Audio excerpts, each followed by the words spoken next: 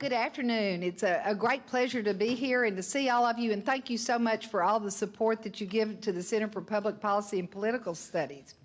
I get the great honor of introducing our speaker today.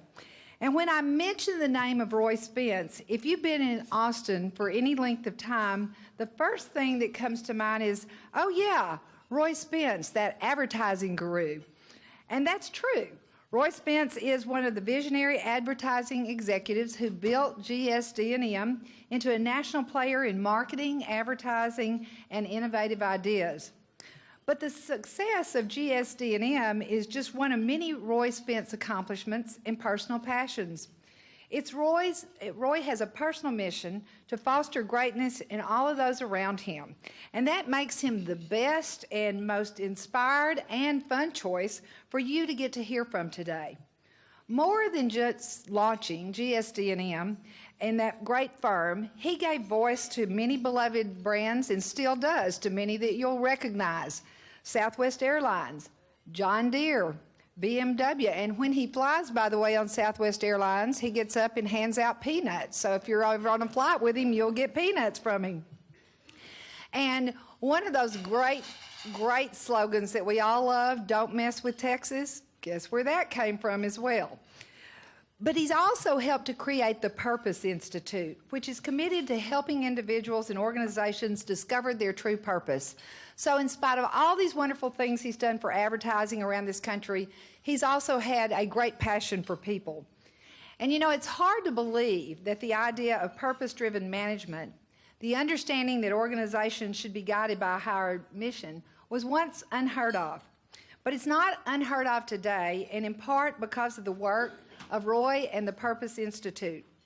Roy is dedicated to helping the entrepreneur in all of us.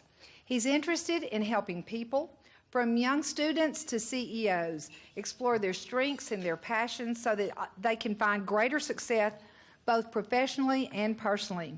He's the co-author of the Wall Street Journal best-selling book, It's Not What You Sell, It's What You Stand For, Why Every Extraordinary Business is Driven by Purpose.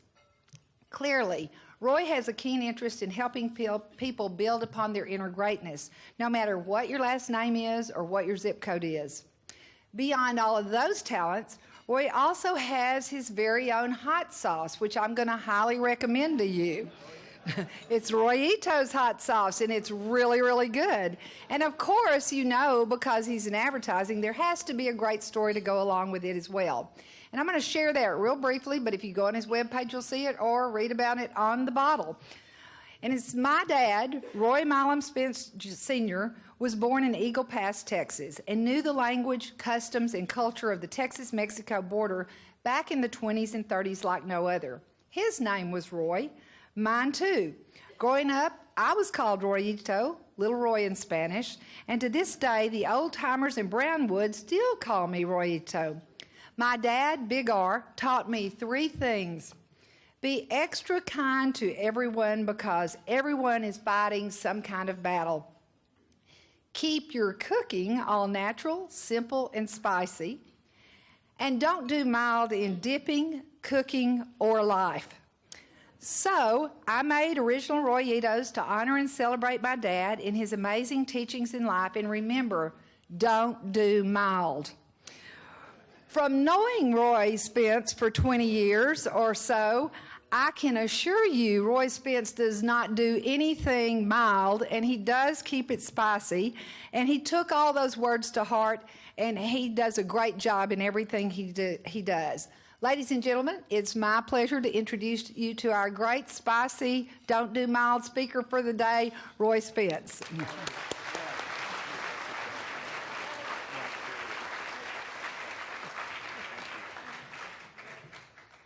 Well, Molly, thank you for that great introduction, although well-deserved. Just saying, you know what I'm talking about. Gonzalo, love you, sir. Noelle, my niece, and I've got Tracy and Jerry, and I've got my business partner of 45 years. I look fabulous, don't I, to be that old? Anyway, thank you, and Dr. Rhodes, everybody, it's great to be here. I got to give a shout-out to Peck Young, because I'm scared of him.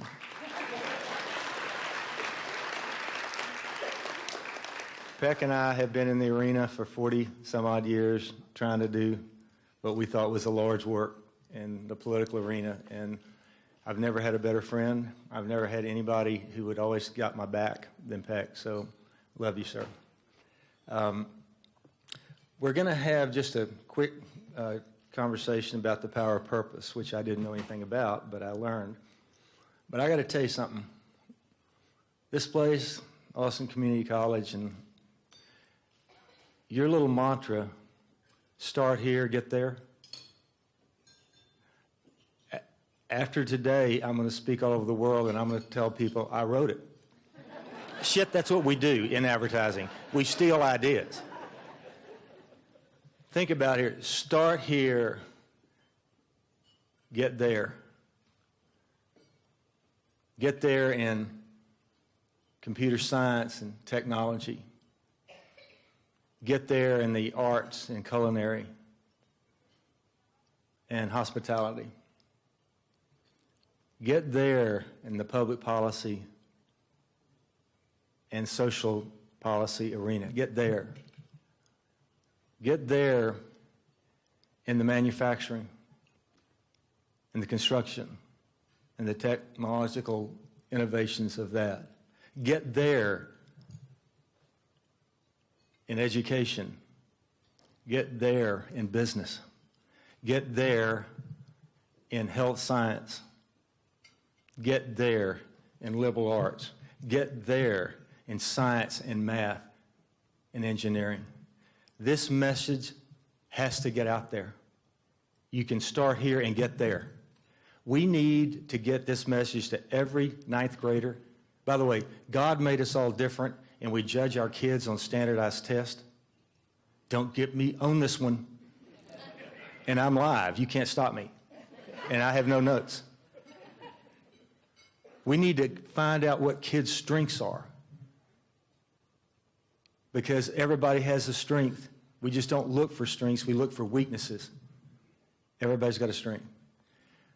I got on the road to purpose, and my niece Noelle knows this. I grew up in a little town called Brownwood. Anybody know where that is? Really? You're gonna. I love you.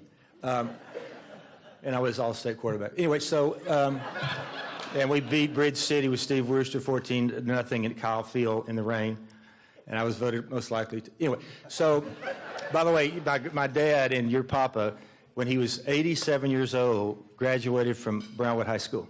He had to drop out in the 7th grade into depression. And he voted himself most likely to succeed at 87 years old. But I got on the road to purpose and didn't even know it. My sister, Susan Spence, rest her soul, your aunt, is 4 years older than me, and my other sister, 2 years older than Mary Gordon, and she was born, I don't tell this story very often, but I'm going to tell you, with spinal bifida. And if you don't know what that birth defect is, it's the most wicked back then. All the nerves that are supposed to go into your legs end up on your back in an open wound. And Susan was supposed to live to be 4 months to maybe a year, maybe, back then. She lived to be 49 years old because of my mom. And we would take her to the bathroom, we'd rub her legs so they didn't have bed sores, and Mary Gordon would push her, and I would push her to school, push her back, push her to school. She graduated from high school. And I pushed her to school about 8 years in a row. I couldn't even see over the wheelchair. You remember? I know, but you were there. And then she decided, and I have a real big heart for this, because she decided, and she went, and I pushed her there to Gonzales Junior College. This is a woman who's supposed to live 4 months. She graduated from there. And then she moved to San Antonio and pushed her there. She came here, and this is just the way it was. Every Sunday, I would push her, and we'd listen to the Dallas Cowboys and eat Whataburgers every Sunday. And I was there when she passed away in her bed. And that epiphany I had was all these years, I thought I'd been pushing her, she'd been pushing me. And she used to always tell me, Rorito, you don't have to have legs to fly. And the kids, you don't, by the way. You can be anything you want. I got on the road to purpose, our agency, when we did Don't Mess with Texas. This is an anti-litter campaign. And Bob Lanier Gonzalez was there with Mark White, and the highway department was sitting there, and they had a presentation to Bob Lanier. He was the chairman of the highway department. And they said, litter's going up 17%, so we need, thank you, that's my good side. They said, we need to get 17% more taxes to clean it up. And Bob Lanier, if you ever remember him, and you do, had those glasses, and he said, has anybody ever thought about, like, reducing litter? So there was a big shoot-off, and all these people came from the people who did Give a Hoot, Don't Pollute, and the award-winning Crying Indians. And we came up, we had no idea until 2 days before the pitch, and my partner, Tim McClure, came and he says, we're going to pitch Don't Mess with Texas. Because he said, the Crying Indians, the Sierra Club, loves that shit, but they don't litter.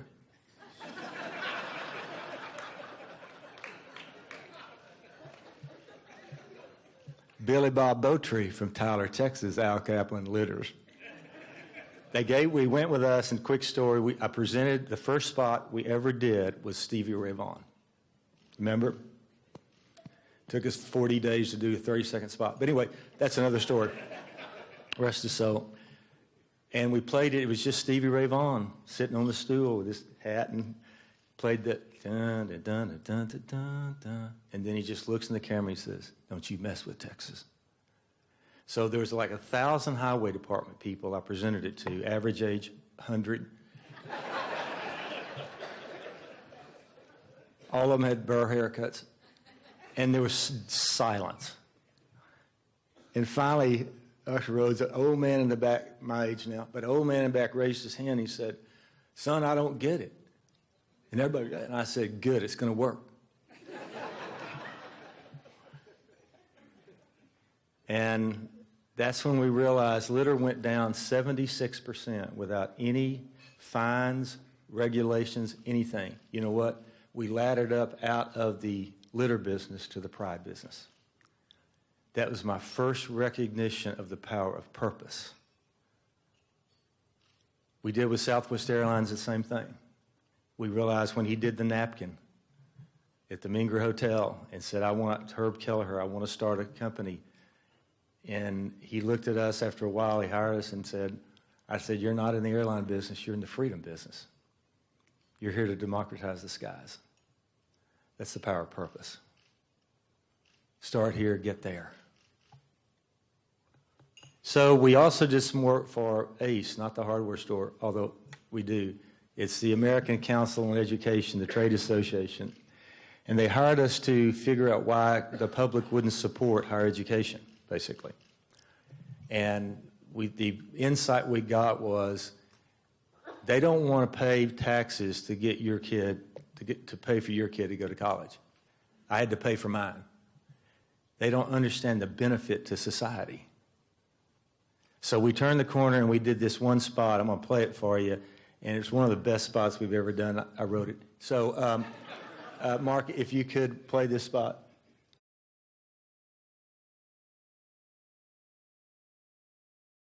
Hello, 911. Someone's trying to break into my house. Sorry, ma'am. Our local community college had its budget cut, so we're a little short on police at the moment. What? Yeah, do you happen to have a rolling pin or a golf club? No. Do you know any kicks or pressure holds? How about jujitsu? Jiu-jitsu? Less support for higher education means fewer trained police. 83% of first responders are trained in community colleges. Are you limber? Can you run? America's colleges and universities. We teach the people who solve the problems and change the world.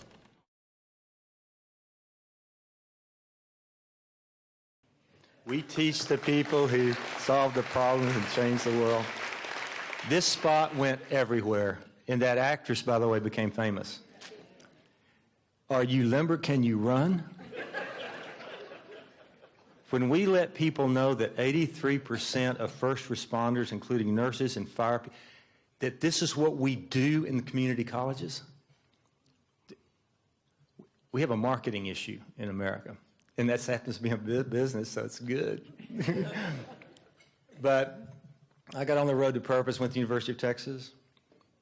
Well, whatever. So, met my partners, Judy, Steve, and Tim, of 45 years, whatever. We did multimedia shows at UT. That was the age of Marshall McLuhan. And we did these crazy-ass, excuse my language, and thousands of kids would line up to come see our shows and pay us 50 cents or a brownie. This is America. We can talk about this now. So we graduated, I think, and we looked at each other, and I said, what the hell are we going to do? And one of our partners, Steve Gershis, looked at it and said, why don't we go into advertising? I said, great. What is that? Seriously. So I had a brand new tie-dyed T-shirt. My ponytail was looking like awesome. And I went down to Old City National Bank, Gonzales, and I sat down at the loan officer's chair. He wasn't there.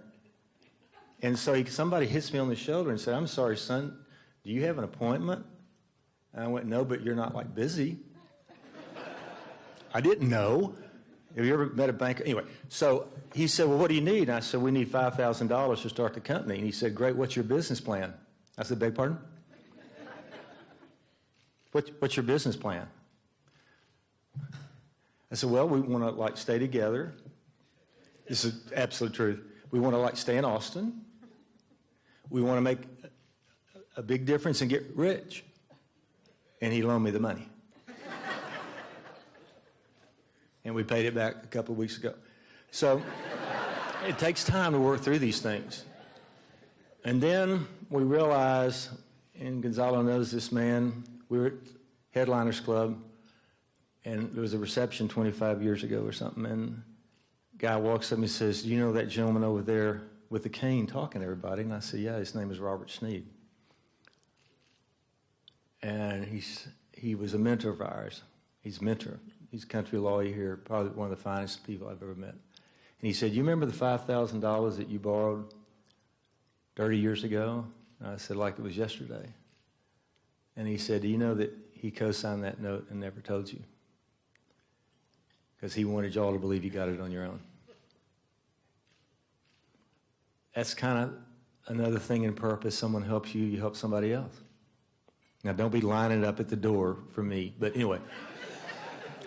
And then I was 28 years old. We just ran Peck, a guy named Bob Kruger, for Congress. And we beat a guy named Nelson Wolff. Yeah, we kicked your ass. So anyway, she worked on it. But, and this is Bob Kruger, my God. You know, Duke, Oxford, Shakespearean scholar, running in the largest sheep and goat raiding district in America. I had to teach him the difference. But anyway, and we beat, so I get a call from a guy named Herb Curler, who was part of this group in San Antonio. I didn't know who he was. He said, you kicked my ass, can you come see me? I was 28 years old. Herb had 28 airplanes. And we went to his office, and I sat there, I was by myself, and about 2 hours later he said, do you drink? And I went, yeah, a lot. So he pulled out a mayonnaise jar of mezcal with a worm in the bottom. One of his pilots had smuggled in. This gives you a lot of confidence. We drank it, and he hired us. And for 35 years, we've been doing Southwest Airlines. Herb taught me 3 things: how to drink and smoke on the job. He was like the best I'd ever met. In fact, I introduced him, Doctor, to, he was inducted into the Advertising Hall of Fame in New York, and there were 10,000 people there. And I told the audience when I introduced Herb, I said, I didn't know Herb drank until one day he came into a meeting sober. So, but you know what he taught me? Around my neck is the symbol of every religion in the world. Every religion in the world. Cover my bases. I have it because there's only one thing that I know that all religions have in common. It's a version of the Golden Rule. We ought to have Golden Rule summits around the world. And not the one of he or she who has the gold rules, the real one. And then I get a call the next, I'm 29, a collect call. Now, kids don't know what that is anymore. I get a collect call from a guy named Sam Walton. It's Sheep's collect call. I thought it was my dad, because he'd always call, remember? Pop would always call Colette. Hey, oh, Roy, this is Sam. Will you accept the charges? I went, yes, I will. And he said, I love what you're doing at Southwest. Can you come to Bentonville? So I was shaking. I went to Bentonville with one of those big briefcases we used to have with nothing in it. And there was Sam sitting about where you are, and I'm sitting in folding chairs. And Sam looks at me and he says, oh, Roy, I'm so glad you're here, but where's the rest of your staff? And I have the briefcase in front of my knees. I'm frozen. So finally, I just took a deep breath, and I said, well, you know, Mr. Sam, there's an old saying in Texas, one riot, one ranger. What kind of problem you got? It's in his book. One riot, one ranger. What kind of problem you got? He fell out of his chair and put his arm around me and said, you're hired. And we got Norm Brinker when he had 4 chili stores, and Charles Schwab when he introduced. We got lucky on this road to purpose. And I told my wife of 40 years this August that if we ever had kids, I'd never miss one of my kids' birthdays. Of course you wouldn't do that. But we only have one client here in Austin. It's sad that the people who know us the best don't hire us. But anyway, we're working through that. DreamWorks, BMW, PGA Tour, John Deere, you name it. They don't call me up and say, hey, Roy, can you come to Munich on Tuesday, and is that one of your kids' birthdays? But I didn't miss Courtney or Ashley's. My son was 15, and I got called off on an emergency, and I was going to miss my son's birthday. And I asked these 2 gentlemen, I said, that I was working for, will you do something for me? So, Mark, I'm going to play this other video, this one, and I'll... Shay, first time I met your dad, he wasn't much older than you are now. I want to wish you a happy 15th birthday and say I hope you look as good at 56 as he does, and I hope you're a whole lot smarter. Shay, there's the old guy here. My kid did all right, President of the United States, and the dad like this, you got obstacles. We all know that, but I think you're going to make it. We've heard wonderful things about you. Happy birthday.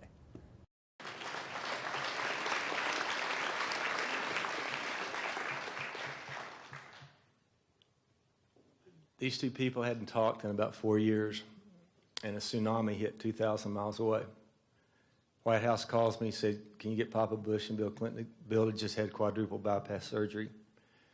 I got these two people together, only person on the set, and they raised $1.2 billion in 5 days. That's what purpose looks like. We're not going to get anything solved in America or Texas on common ground anymore. We have to ladder up to higher ground. We have to ladder up to higher ground. And you'll be the first to know, and if it gets in the paper, I'll blame you. But I'm starting a new project called the Promised Land Project, and I want some of these students to help me, if you don't mind. The Promised Land Project, it's a good name, isn't it? Is fundamentally that we have to empower, challenge, inspire, mentor the next generation to move our nation from a divided, stagnant culture to a united, high-performing culture. High-performing. Nothing works in this country. We got to make America work again. The Promised Land Project is going to take urban liberals and make them work on farms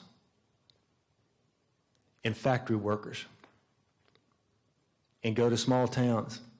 We're going to get the farmers to have to ride the subway for a month in New York City, and we're going to film it. And I'll tell you what we're going to do. We're going to go back to the promise of this great country, and this promise of the great country was if you worked hard, played by the rules, if you can dream it, you can build it. In this country, it said you can make a living and a life doing what you love to do. It said, in this country, when we're at our best, no one's too good and everybody's good enough. 9 years from now, I'll be 76. I'll still look fabulous. It's true. And I'll be 76 years old when we celebrate our 250th birthday party in America. we're going to have a new Independence Day. And I'm going to spend the rest of my life doing this. The new Independence Day is we are no longer going to be driven by politics in America. We're going to be driven by purpose.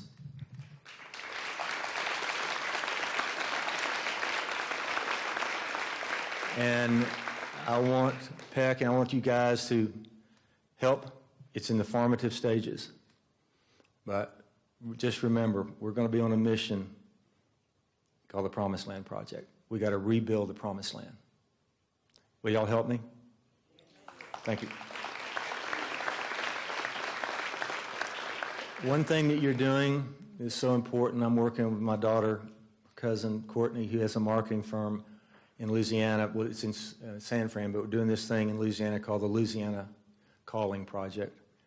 There are 55,000 jobs open in Louisiana, paying $70,000 a year. No one's applying for them because they're welders. Part of the Promised Land Project is that we're going to debunk the myth, and it's going to be aggressive and truthful, that the only way to be successful is a four-year college.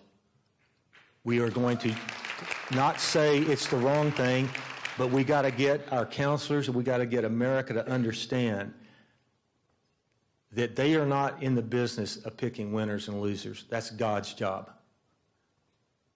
If you want to be a welder, if you want to be everything you do at ACC, what starts here, you can go there. It starts here and you can go there. We have to debunk the idea. So my daughter did all these focus groups, and Al and everybody, they do them differently now, but we did so many work with underemployed, unemployed, young kids, 25, 30, whatever. And you know what we found out? Out of all the things, every one of these people want one thing in life. They want to be somebody. How hard is this? And they also told us time and time, I want to be able to have a great job, not to get a great car, not to get a great house. I want to have a great job so I can give something, a legacy to somebody who helped me. So we're going to play this video. It's up. It's already got 150,000 hits with no advertising. It's about a 3-minute video. It's one of the things that my daughter's doing, Louisiana Calling. If we could play this final video. My name is Clifton Smith, and this was my neighborhood. Growing up here was really rough. Poverty, it kind of started taking a toll. So we turned to the streets. And not even a couple feet from here, I used to sell drugs. It's sad, but you would see murder and death left and right around here. We became immune to it. I was out here on the streets, deep into crime. I ended up in Angola. And I knew at that point I had to do something. I've heard about guys who got out of prison and they come right back. I knew one of the biggest reasons was they would go home and they would have to turn back to the streets. I had to find my path that I needed to walk. First, it started off as a spiritual journey, but as time goes on, throughout prison, you start thinking, well, what am I going to do when I get out? When I was in prison, I heard about this BRCC program. I was actually afforded the opportunity to go to welding. I learned how to read the prints. I learned how to weld every area there was. I fell in love with the welding. I ended up getting my certificate in a short amount of time, and I was released from prison. So now it was time to put this in action. And this was one of the easiest times in my life that I found a job, because there were so many opportunities out there for a welder. Education played a major role in my life. It actually helped me to get the trade and move on to a better paying career, and a promising future. Now I have the perfect job. This is the path that I was looking forward to walking. Finding a job that I can really say, man, this is something that I love. And I can move forward into, making a career out of this. For someone to have faith in you is very important. And that was big for me, for somebody to say, okay, you meet the qualifications and we see your background, but we're going to give you a shot. My wife, she's special to me because she was another one that actually put faith in me. She seen my potential, she once told me. She's going to accept me for who I am, not who I was. She's the sweetest. At times that I'm down, she comforts me. At times that she's down, I'm there for her. Even before we was married, we talked about a lot and what we wanted for the future. We've been blessed. I'm happy I have a job that, I can afford the time to spend with her. The bills are paid, and we're actually moving forward to another chapter in our life. I look back at my life and I think, wow, it's been a long road, but, I'm in a place of peace now. Sometimes you have to walk through that darkness, but when it's all over, all things are possible. I love you. And I want to give you something. What is this? This is for you. Why y'all always in on stuff? What is this? What is it? Oh my goodness. What? What are you doing? Oh. You're gonna make me cry. Stop.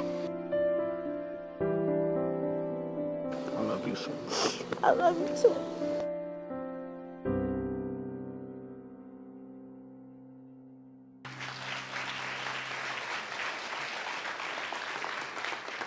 So I'm going to kind of wrap up here because I'm afraid of Malcolm and Peck. But real quick story, might as well just get to the purpose of life. Y'all want to hear it? It's pretty opinion rich. I don't dig Plato at all, but Aristotle, he's a buddy of mine. I like him a lot, actually.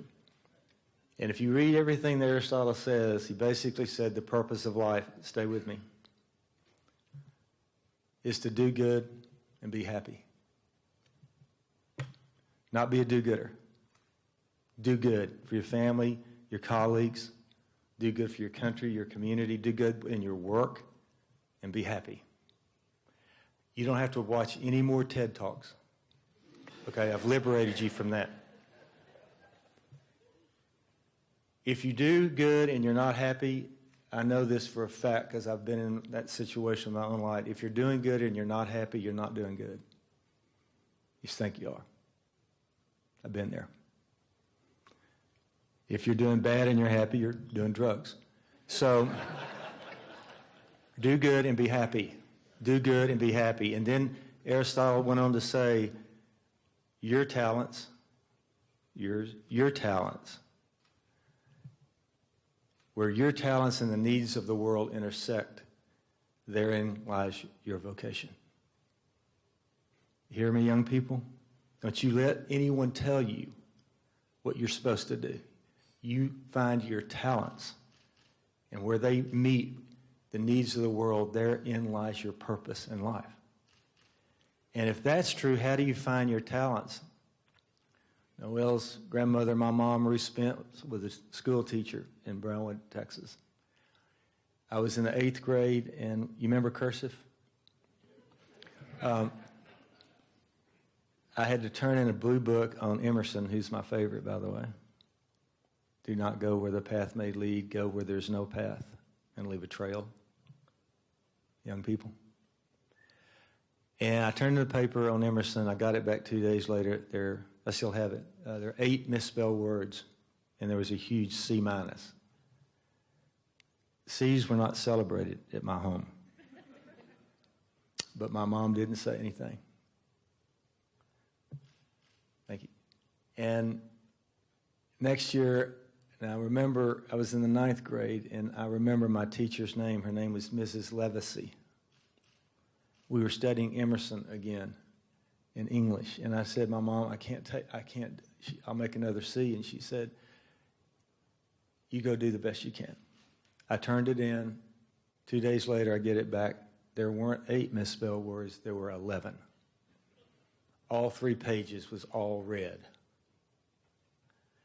And at the top of the page, the front page, was a tiny A-.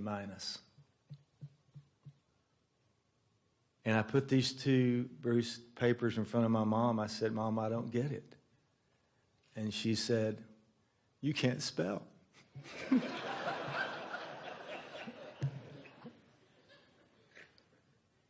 But you can write.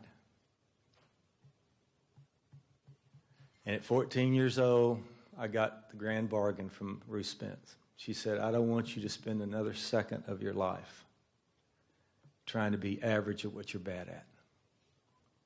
I want you to spend the rest of your life trying to be great at what you're good at." That's the future of our country.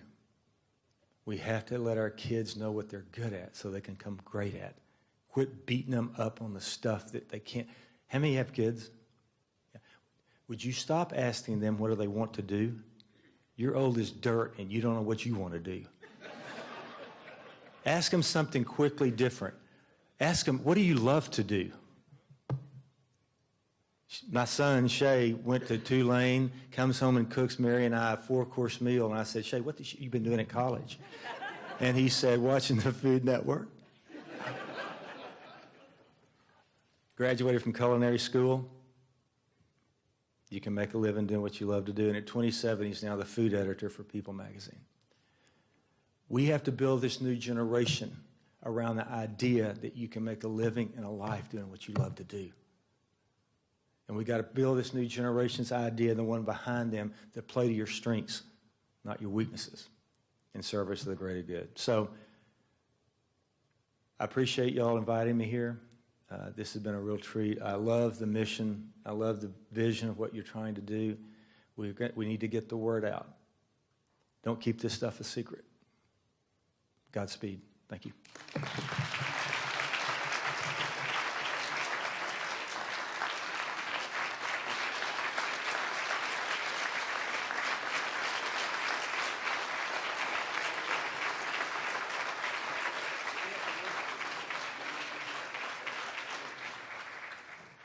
Thank you all a lot.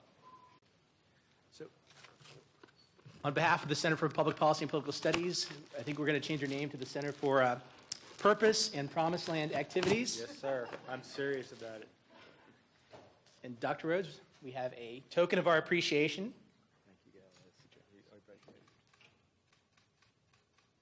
Got it. Thank you. Thank y'all.